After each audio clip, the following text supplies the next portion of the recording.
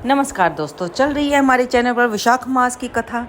आइए सुनते हैं इसका चौथा अध्याय। तो आज हम सुनेंगे महामाया के 16 श्रृंगारों की अद्भुत कहानी। आपने कहानियाँ तो बहुत सुनी होंगी, लेकिन 16 श्रृंगार माता रानी को अर्पित करने का क्या रहस्य है, आइए सुनते हैं इस कथा के माध्यम से।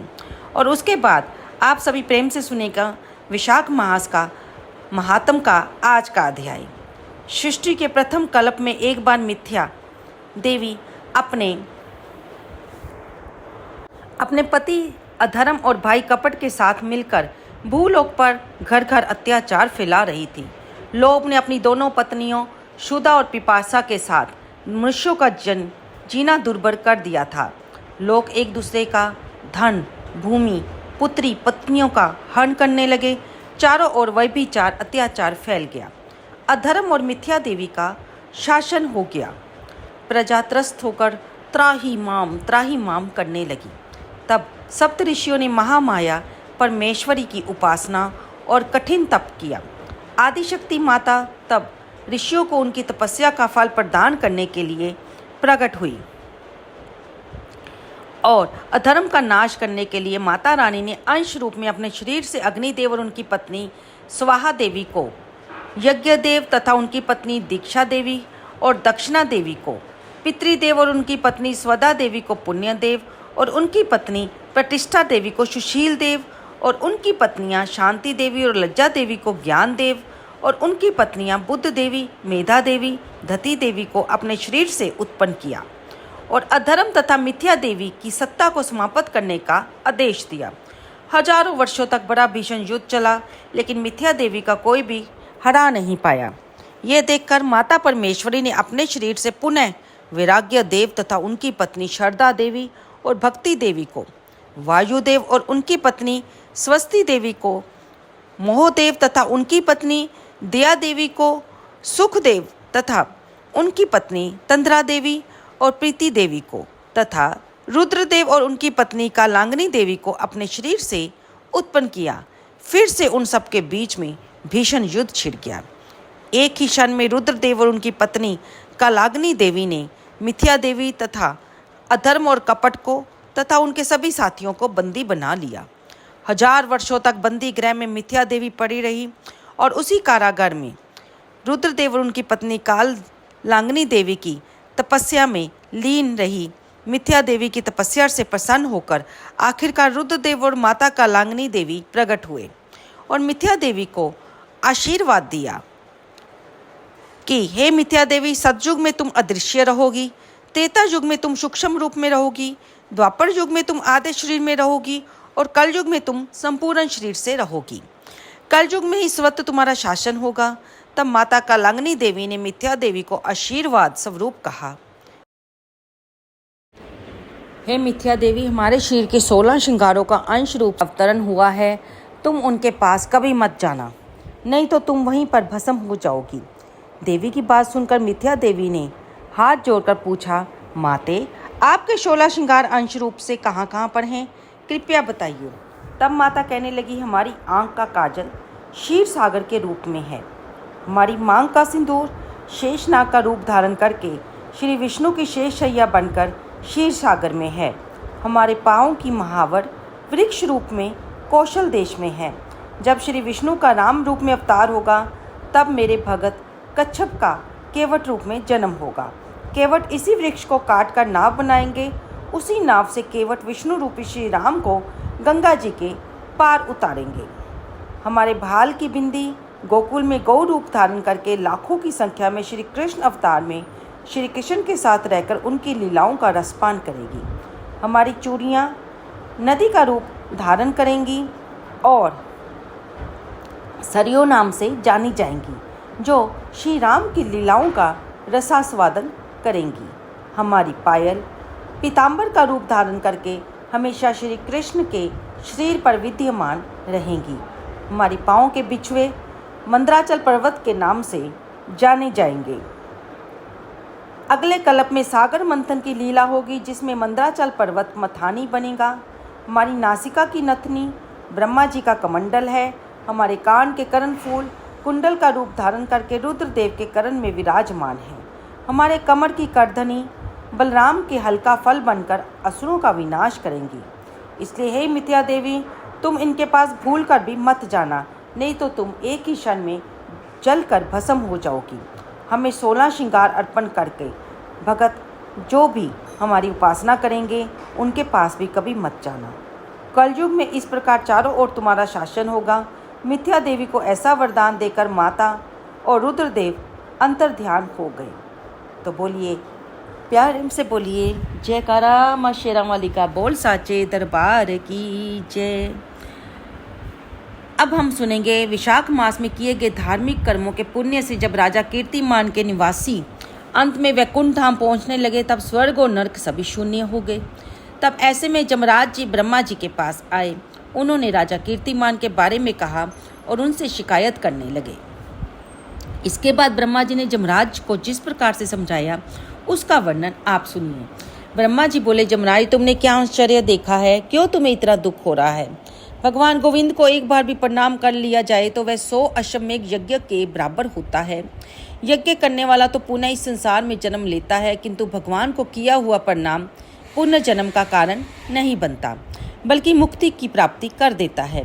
जिनके जीवा के अग्रभाग पर हरि नाम का अक्षर विद्यमान है, उनको कुरुक्षेत्र तीर्थ के सेवन या फिर सरस्वती नदी के जल में स्नान करने से क्या लेना है।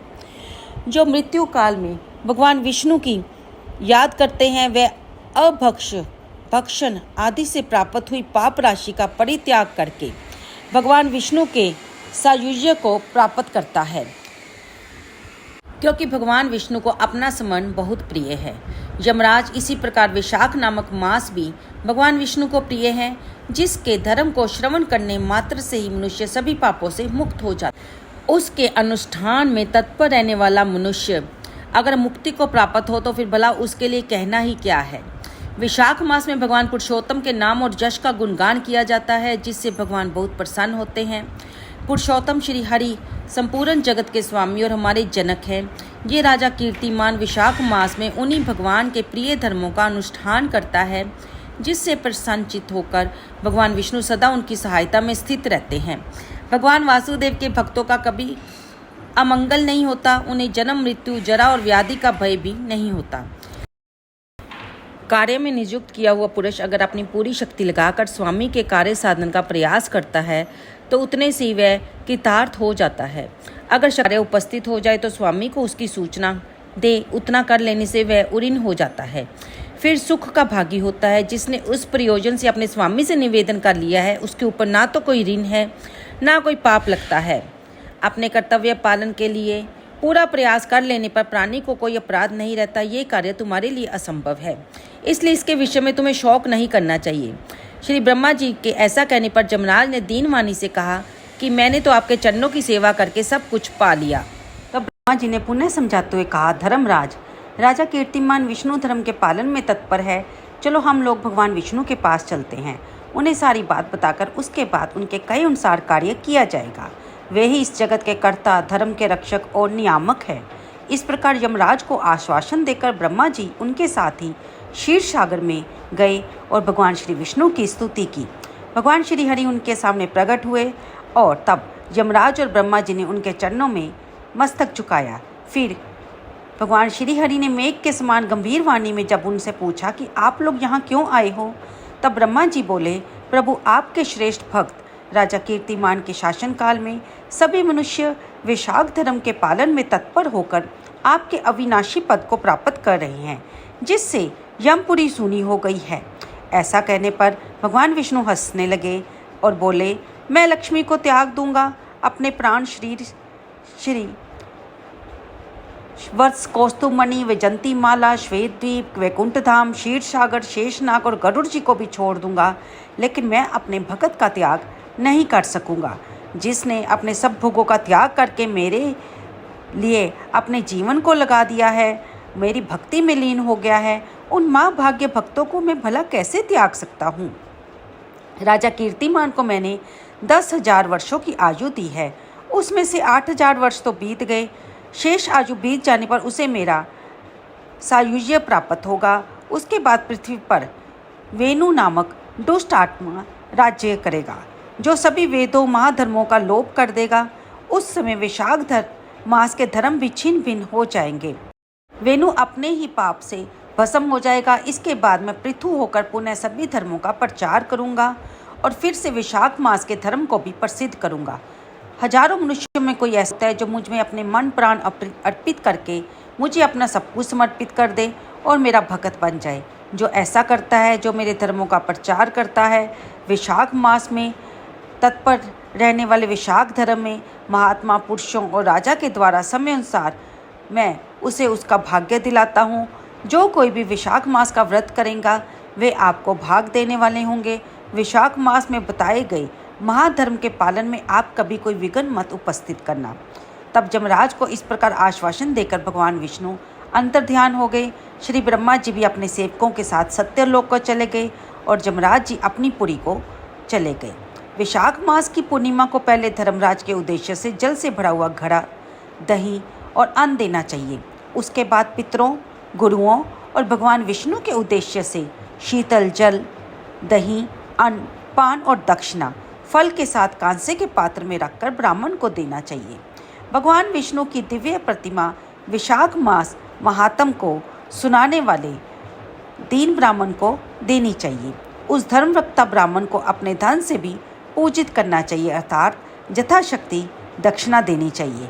राजा कीर्तिमान ने सब कुछ इसी प्रकार किया और पृथ्वी पर अपनी मनवांछित भोग कर शेष आयु पूरी होने के बाद पुत्र पौत्र आदि के साथ भगवान श्री विष्णु के धाम को प्रस्थान किया। मिथिलापति ने कहा, हे महामते, दूर आत्मा राजा बेन सबसे पहले स्वयंभू मनवंतर में हुआ था और ये राजा इक्ष्वाकु कुलभूषण कीर्तिमान व्यवस्वत मनवंतर के व्यक्ति हैं। ये बात मैंने आपके मुख से सुनी, परंतु इस समय आपने और भी बातें कही हैं कि जब ये राजा वैकुंठ को चले जाएंगे उसके बाद राजा बेन उत्पन्न होगा। मेरे इस संशय को दूर कीजिए। तब श्रुतदेव जी ने कहा, हे राजन, पुराणों में जो विषमता प्रतीत होती है वे युग भेद और कल्प भेद की अवस्था के अनुसार है। किसी कल्प में ऐसा हुआ होगा कि पहले राजा कीर्तिमान, उसके बाद बेन हुआ होगा। इसलिए कहीं कथा में समय की विपरीतता को देखते हुए उसके अप्रमाणिक होने की आशंका कभी नहीं करनी चाहिए। शुद्धदेव जी बोले, जो विशाख मास में प्रातःकाल स्नान करता है, भगवान विष्णु की पूजा करके इस कथा को सुनता है, वह सभी पापों से मुक्त होकर भगवान विष्णु के परम धाम को प्राप्त होता है। इस विषय में एक प्राचीन इतिहास कहा जाता है। गोदावरी नदी के तट पर महर्षि दुर्वासा जी के 2 शिष्य रहते थे, जो कि ब्रह्मनिष्ठ उपनिष्ठ विद्या में बहुत ही परिवृत और इच्छा रहित थे। वे भिक्षा से मिले हुए भोजन से ही अपना पेट भरते थे और पुण्य जीवन बिताते हुए गुफा में रहते थे। और उनमें से एक का नाम था सत्यनिष्ठ, दूसरे का नाम था तपोनिष्ठ। वे इन्हीं नामों से तीनों लोकों में विख्यात थे। सत्यनिष्ठ सदा भगवान विष्णु की कथा में तत्पर रहते थे। उन्हें कोई और काम नहीं होता था। जब कोई श्रोता या वक्ता नहीं होता, वे अपने नित्य कर्म किया करते। अगर कोई श्रोता उपस्थित होता तो उसे भगवान की कथा सुनाते, और अगर कोई कथावाचक भगवान विष्णु की कल्याणमय पवित्र कथा कहता तो वह उसे सुनने के लिए तत्पर रहते। वे अत्यंत दूर के तीर्थों और देव मंदिरों को छोड़कर तथा कथा विरोधी कर्मों का परित्याग करके भगवान की दिव्य कथा सुनते और श्रोताओं को फिर बाद में स्वयं भी सुनाते थे। कथा समाप्त होने पर अपना बाकी का बचा हुआ कार्य पूरा करते। कथा सुनने वाले पुरुष को जन्म मृत्यु में संसार बंधन की प्राप्ति नहीं होती, उनके अंतःकरण की शुद्धि होती जाती है। भगवान विष्णु में जो अनुराग की कमी है वह दूर हो जाती है। उनके प्रति भक्ति गहरी और गाढ़ी हो जाती है। साथ ही साधु पुरुषों के प्रति जो लगाव होता है वह बढ़ता है और कथा सुनकर मिले ज्ञान से मनुष्य भगवत चिंतन में समर्थ हो जाता है। श्रवण, ध्यान और मनन ये वेदों में अनेक प्रकार से बताया गया है। यहाँ पर भगवान विष्णु की कथा ना होती हो, साधु संत ना रहते हो, वह स्थान चाहे साक्षात गंगा का तट ही क्यों ना हो, उसे त्याग देना चाहिए, ऐसा शास्त्रों में बताया गया है। जिस देश में तुलसी नहीं है, जहाँ भगवान विष्णु का मंदिर नहीं है, वह स्थान रहने के योग्य नहीं होता। ये निश्चय करके मुनिवर सत्यनिष्ठ सदा भगवान विष्णु की कथा और चिंतन में ही रहा करते थे। महर्षि दुर्वासा जी का जो दूसरा शिष्य था तपोनिष्ठ था। वह दुराग्रह पूर्व कर्म में तत्पर रहता था। भगवान की कथा को छोड़कर पहले अपना कर्म पूरा करने के लिए इधर उधर जाया करता था। कथा की अवहेलना करता तो उसे बड़ा कष्ट इसके कारण उठाना पड़ता। आखिरकार कथापरायण सत्यनिष्ठ ने उसको संकट से उद्धार किया। जहाँ लोगों के पाप का नाश करने वाली भगवान विष्णु की पवित्र कथा होती है, वहाँ सब तीर्थ और अनेक प्रकार के क्षेत्र स्थित रहते हैं। जहाँ विष्णु कथा रूपी पुण्यमयी नदी बहती रहती है, उस देश में निवास करने वालों की मुक्ति उनके ही हाथ में है। पूर्व काल पांचाल देश में पुरुष नामक एक राजा थे, जो पुण्यशील और बुद्धिमान राजा भूरिजशा के पुत्र थे। पिता की मृत्यु के बाद पुरुजशा राज्य सिंहासन पर बैठे। वे धर्म संबंधी सभी गुणों में संपन्न और धनुर्विद्या में बहुत प्रवीण थे। उन्होंने अपने धर्म के अनुसार पृथ्वी का बहुत समय तक पालन किया। कुछ समय के बाद किसी कारणवश राजा का सारा धन नष्ट हो गया। हाथी घोड़े बड़े बड़े रोगों से पीड़ित होकर मर गए। उनके राज्य में भारी अकाल पड़ा। इस अकाल से अनेक मनुष्यों की मृत्यु हो गई। राजा को निर्बल जानकर उनके शत्रुओं ने उन पर आक्रमण कर दिया और युद्ध में जीत लिया। पराजित हुए राजा ने अपनी पत्नी शिखंडी के साथ पर्वत की कंदरा में प्रवेश किया। उनके साथ उनके सेवक गण भी थे। इस प्रकार वे वहां पर छिपे रहकर राजा मन ही मन सोचने लगे कि मेरी ये अवस्था क्यों हो गई। मैं तो जन्म और कर्म से शुद्ध हूँ, माता और पिता के हित में तत्पर रहता हूँ, गुरु भगत, उदार, ब्राह्मणों का सेवक, धर्मपरायण, सब प्राणियों के प्रति दयालु, देव पूजक और जितेंद्रिय भी हूँ। फिर मुझे किस कर्म के कारण ये दुख प्राप्त हुआ, दरिद्रता प्राप्त हुई और युद्ध में मेरी पराजय हुई और मुझे ये वनवास मिला है। इस प्रकार राजा चिंता से व्याकुल होकर खिन्न मन से अपने सर्वज्ञ गुरु मुनि श्रेष्ठ याज और उपयाज का उन्होंने सम्मान किया। राजा के आवाहन करने पर दोनों बुद्धिमान मुनीश्वर वहां आए। उन्होंने देखकर पंचाल प्रिय नरेश सहसा उठकर खड़े हो गए और गुरुदेव के चरणों में उन्होंने मस्तक रखकर प्रणाम किया। फिर वन में जो भी सामग्री उनके पास उपस्थित थी, उनसे अपने गुरु का पूजन किया और फिर अपने गुरुजनों के पूछने पर उन्होंने बताया कि मैंने आपको इसलिए याद किया है कि मुझे बताइए किस कर्म से ये दरिद्रता, हानि और शत्रु से पराजय मुझे मिली है। क्यों मेरा वनवास हुआ, मुझे अकेला रहना पड़ा। मेरे कोई पुत्र नहीं है, ना भाई है, ना हितकारी मित्र है। मेरे राज्य में बड़ा भारी अकाल पड़ा। मेरे पशु जो हाथी घोड़े थे, वे भयंकर रोग से पीड़ित होकर मर गए। ऐसा क्यों हुआ? उनके पूछने पर दोनों मुनिश्रेष्ठ कुछ देर ध्यान मगन हुए और फिर कहने लगे, हे राजन, तुम पहले के 10 जन्मों तक महापापी व्याध अर्थात शिकारी रहे हो। तुमने लोगों के प्रति क्रूर और हिंसापरायण किया। तुमने कभी भी लेश मात्र धर्म का पालन नहीं किया था। तुम्हारी जीवा पर कभी भी भगवान विष्णु का नाम नहीं आया। तुम्हारा मन गोविंद के चरणों में कभी भी चिंतन नहीं किया करता था। तुमने कभी भी मस्तक झुकाकर परमात्मा को प्रणाम नहीं किया। दुरात्मा शिकारी का जीवन बताते हुए तुम्हारे 9 जन्म पूरे हो गए। 10वां जन्म प्राप्त होने पर तुम सही पर्वत पर पुनः व्याध हुए। वहाँ सभी लोगों के प्रति क्रूरता करना ही तुम्हारा स्वभाव था। तुम मनुष्यों के लिए साक्षात यमराज के समान थे। दयाहीन, शस्त्रजीवी और हिंसापरायण थे। अपनी स्त्री के साथ रहते हुए तुमने राह पर चलने वाले पथिकों को बहुत कष्ट दिया। इस प्रकार अपने हित को ना जानते हुए तुमने बहुत सारे वर्ष बता दिए। जिनके छोटे छोटे बच्चे हैं, ऐसे हिरणों और पक्षियों का वध तुमने दयाहीन दुर्बुद्धि होकर किया। इस कारण तुम्हें इस जन्म में कोई पुत्र प्राप्त नहीं हुआ। तुमने सबके साथ विश्वासघात किया, इसलिए तुम्हारा कोई मित्र, भाई, बंधु नहीं बना। तुम सबको पीड़ा देते रहे, इसलिए तुम्हें भी इस जन्म में तुम्हारी पराजय हुई। तुम्हारे पशुओं को रोग हुआ।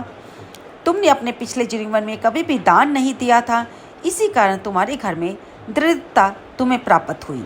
तुमने दूसरों को सदा परेशानी में डाला, इसलिए आज तुम्हें वनवास मिला है। तुम्हारे पिछले क्रूर कर्मों का फल इस जन्म में मिला है। तुम्हारा राज्य छिन गया।